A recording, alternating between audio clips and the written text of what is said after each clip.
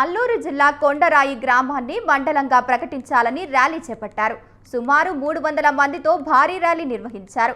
గుర్తేడు గ్రామాన్ని మండలంలో ప్రకటిస్తూ డొంకరాయి గ్రామాన్ని ఇందులో కలపడంలో తీవ్ర ఆవేదన వ్యక్తం చేస్తున్నారు.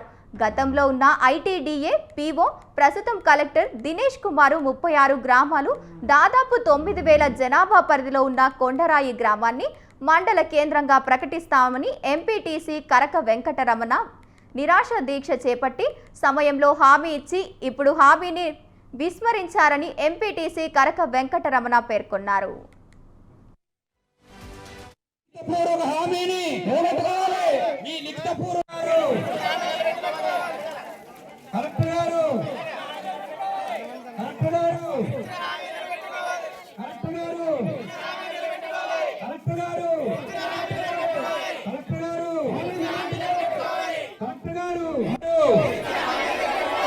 డొంకరాయి గ్రామాన్ని యొక్క పరిస్థితి మా వైరామవరం మండలం.